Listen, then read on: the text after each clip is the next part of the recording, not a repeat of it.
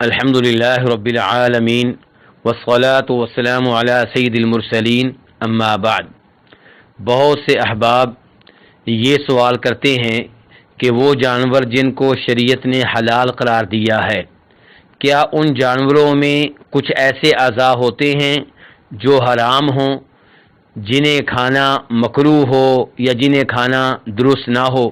تو گزارش یہ ہے کہ جس جانور کو شریعت نے حلال قرار دیا ہے وہ پورے کا پورا حلال ہے، الا یہ کہ قرآن و حدیث سے کوئی ایسی دلیل مل جائے جس سے پتہ چلے کہ اس حلال جانور کا کوئی ایک ایسا عضو ہے یا دو ایسے عضو ہیں جو حرام ہیں، حلال نہیں ہیں۔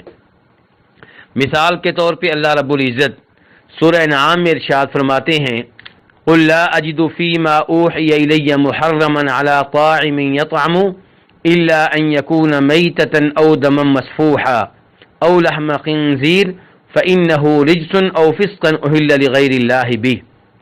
یہ سورہ انعام کی آیت نمبر 145 ہے۔ اس سے پتہ چلتا ہے کہ جانور کو جب ذبح کیا جائے تو اس کی رگوں سے جس کا خون بہتا ہے وہ بہنے والا خون حرام ہے، وہ خون پینا درست نہیں ہے۔ لیکن حلال جانور کے باقی اعضاء سارے کے سارے حلال ہیں، ان میں کوئی ایسا عضو نہیں ہے جو حرام ہو یا جس کے بارے میں یہ کہا جائے کہ وہ مکروہ ہے۔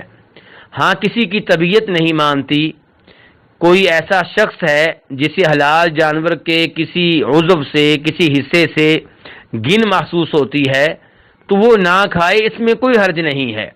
لیکن یہ کہنا کہ وہ شریعت کی طرف سے حرام ہے، یہ درست نہیں ہے۔ عام طور پہ لوگوں کو یہ مسئلہ بتایا جاتا ہے کہ حلال جانور کے 7 اعضاء حرام ہیں۔ نمبر 1 پتا، نمبر 2 مثانہ، نمبر 3 مادہ جانور کی شرمگاہ، نمبر 4 نر جانور کی شرمگاہ، نمبر 5 کپورے جنہیں خصیتین بھی کہا جاتا ہے، نمبر 6 غدود گھلٹی، اور نمبر 7 بہتا ہوا خون۔ تو ان 7 چیزوں میں سے بہتا ہوا خون حرام ہے، اس میں کوئی شک و شبہ نہیں ہے کیونکہ اس کا تذکرہ قرآن پاک میں بھی آ گیا۔